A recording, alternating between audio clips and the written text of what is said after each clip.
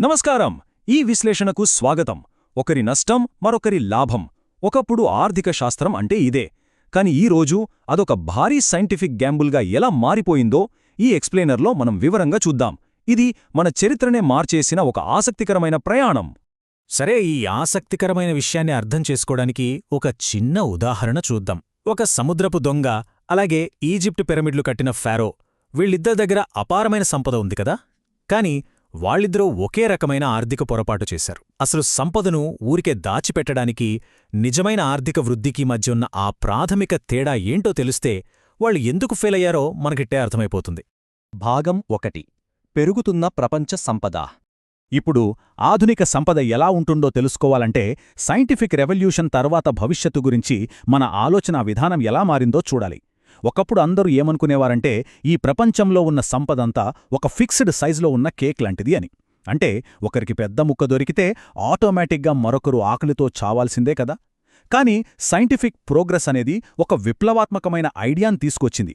అదేంటంటే ఆ కేక్ సైజును మనం వాస్తవానికి పెంచవచ్చు. దీని బట్టి మనకు ఏమర్థమవుతోంది? ఎవరినో ఒకరిని పేదవాడిని చేయకుండానే మనం ధనవంతులం కావచ్చు. ఉదాహరణకు, పాత బ్రెడ్ బేకరీని మూసేయాల్సిన అవసరం లేకుండానే పక్కనే ఒక కొత్త చాక్లెట్ బేకరీని పెట్టి సరికొత్త రుచులను పరిచయం చేయొచ్చు కదా. జనాలు కొత్త రుచులను ఎంజాయ్ చేస్తారు, ఇంకా ఎక్కువగా తింటారు. చూసారా, ఇది ఒకరిపై ఒకరికి నమ్మకాన్ని, క్రెడిట్ను, అలాగే నిజమైన ఆర్థిక వృద్ధిని ఎలా సృష్టించిందో ఈ సైకిల్ ద్వారా మనం స్పష్టంగా గమనించవచ్చు. భాగం 2. ఒక విప్లవాత్మక నైతిక మార్పు. మనం ఎందాక మాట్లాడుకున్న ఈ పెరుగుతున్న సంపద అనే కాన్సెప్ట్ కేవలం లెక్కలను మాత్రమే మార్చలేదు సుమా. ఇది ఏకంగా మనిషి నైతికతనే పూర్తిగా మార్చేసింది.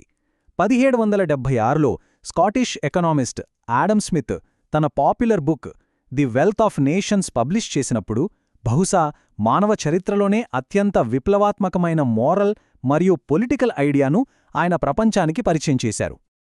ఆయన చెప్పినదాన్ని ఒక్క ముక్కలో చెప్పాలంటే స్వార్థమే పరోపకారం. అదేంటి అలా అన్నాడనుకుంటున్నారా? అవును, ఒక వ్యాపారవేత్త తన లాభాలను పెంచుకోవాలని స్వార్థంగా ఆలోచించినప్పుడు అతను ఆటోమేటిక్గా మొత్తం సంపదను పెంచుతున్నాడు. అంటే పరోక్షంగా అది ప్రతి ఒక్కరికి లాభం చేకూరుస్తుందన్నమాట. ఒకసారి ఈ పెట్టుబడిదారీ యంత్రం ఎలా పనిచేస్తుందో చూద్దాం. ఈ విన్ విన్ విధానం వల్ల సమాజంలో ధనవంతులు చాలా ఉపయోగకరమైన వ్యక్తులుగా మారిపోయారు. అయితే ఇక్కడొక కండిషన్ ఉంది. వాళ్లు తమ దగ్గరున్న డబ్బును ఊరికే ఒకచోట దాచిపెట్టకుండా వచ్చిన లాభాలను మళ్లీ పెట్టుబడిగా పెట్టే ఆ సైకిల్ను ఖచ్చితంగా ఫాలో అయితేనే ఇది వర్కౌట్ అవుతుంది. భాగం 3. మూలధనం వర్సెస్ కేవల సంపద. నిరంతరం తిరిగి పెట్టుబడి పెట్టాలి అనే ఈ కఠినమైన రూల్ మన ఆధునిక ప్రపంచాన్ని అర్థం చేసుకోవడానికి చాలా కీలకం.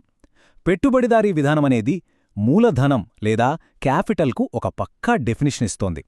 ప్రొడక్షన్ కోసం మళ్లీ ఖర్చుపెట్టే డబ్బును లేదా వనరులను మాత్రమే ఇది మూలధనం అంటుంది. అందుకే పిరమిడ్లు కట్టిన ఫారో దగ్గరగాని, నిధిని దాచిన సముద్రపు దొంగ దగ్గరగాని బోలెడంత సంపద ఉన్నప్పటికీ వాళ్లను మనం పెట్టుబడిదారులు అని ఎప్పటికీ అనలేం. దీని ప్రకారం మొదటి అత్యంత పవిత్రమైన నియమమేంటంటే ఉత్పత్తి నుంచి వచ్చే లాభాలను ఆ ఉత్పత్తిని మరింత పెంచడానికే తిరిగి పెట్టుబడిగా పెట్టాలి. ఈ అంతులేని ఇన్వెస్ట్మెంట్ లూప్ అనేది ఈరోజు మనకు చాలా మామూలు విషయంగా అనిపించవచ్చు.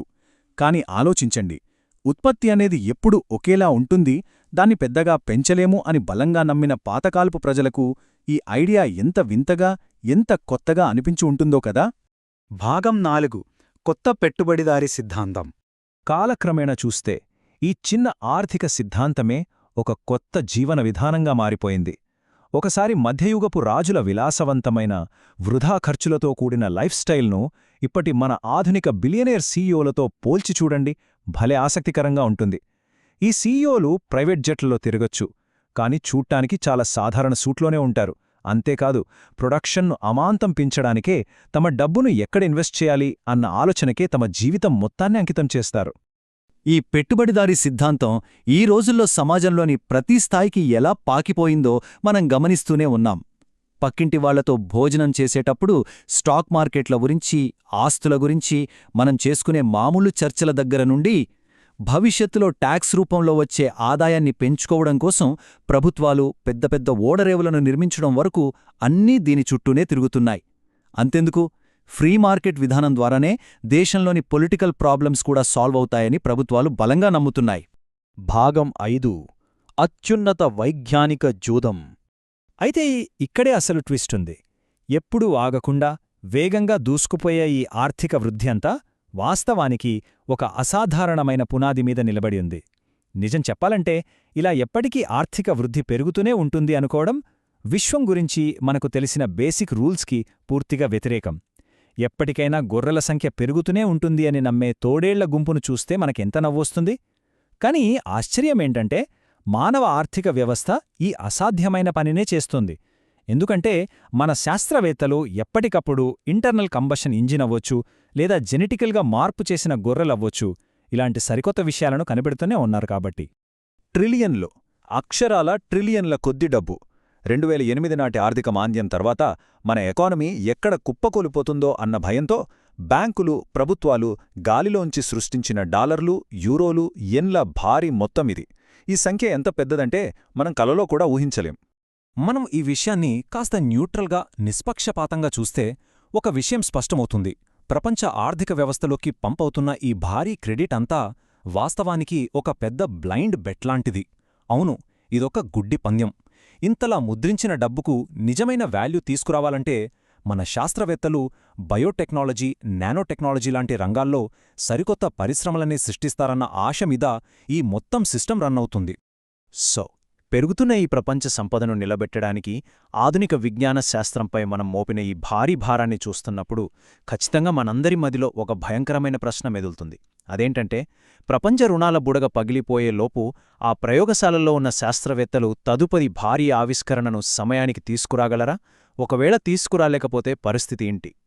ఈ ప్రశ్న మిమ్మల్ని ఆలోచింపజేస్తుందని ఆశిస్తూ ఈ ఎక్స్ప్లెయినర్ను ఇక్కడితో ముగిద్దాం.